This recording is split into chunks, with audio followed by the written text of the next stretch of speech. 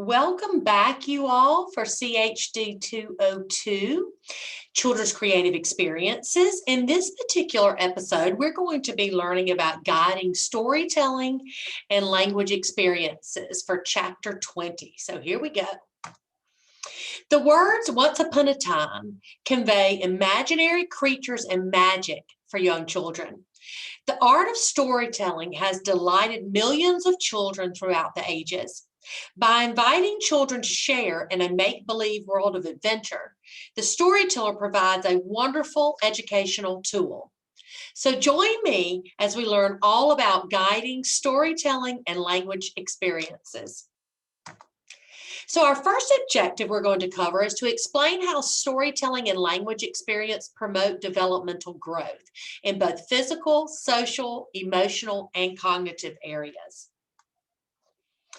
Regular storytelling promotes children's cognitive, social, and emotional development. Carefully chosen stories are a key part of the storytelling experience. Stories draw on children's backgrounds and help them understand themselves better. Children learn the words that describe feelings and experiences they have. Stories also provide models of acceptable behavior and positive relationships. Using children's books to introduce problematic situations is a developmentally appropriate method of guiding children's behavior. Storytelling also helps children learn reading skills. Listening comprehension precedes reading comprehension. That means it comes before reading comprehension, so they can listen and comprehend long before they can read and comprehend. Young children need to hear language first to eventually learn to become readers and writers. Objective 2, we're going to explain the role of the teacher in guiding storytelling and language experiences. Storytelling is an important task for early childhood teachers. It involves reciting a story of reading from a book. As an early childhood teacher, you will select books and stories for a variety of children. Books and stories can have a strong emotional impact on young children. Always consider the age and developmental level of the children to whom you will be reading the story. You will guide their experiences by selecting children's books and storytelling to children through reading books or other methods. Stories should also reflect the children's developmental levels, backgrounds, and experiences. When choosing books for children, you should consider the content, the illustrations, the vocabulary, the durability, the length of the book, and avoid stories that reinforce stereotypes. Familiar objects, people, and situations make stories much more interesting for children. Most preschool children cannot separate fact from fiction. Therefore, it is important to look for realistic stories. Some children are not ready for fantasy stories until around the age of 4 or 5 years old. Good oral reading needs to be intentional, which takes time and effort. 3 steps are needed to take before reading stories to young children. First, you have to choose the story that you love and that the children will enjoy. Then become familiar with the story. And finally, decide how you're going to present the story. The success in your story lies in your ability to be interesting and enthusiastic.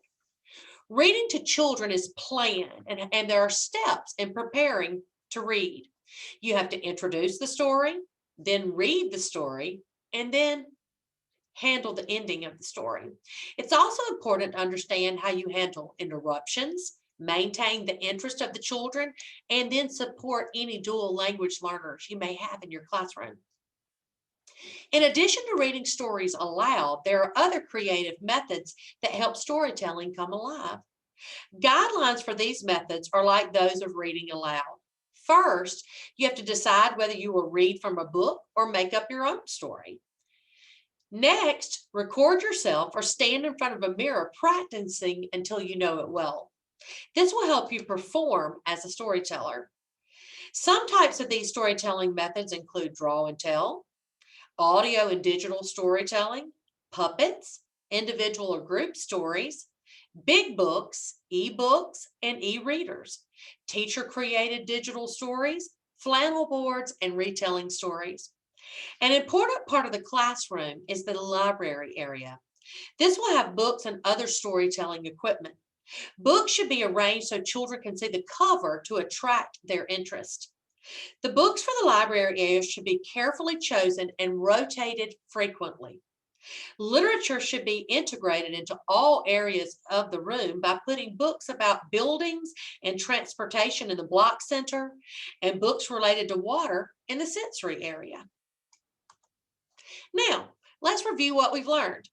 Through storytelling and language experiences, children can develop an enjoyment of books and learn many skills.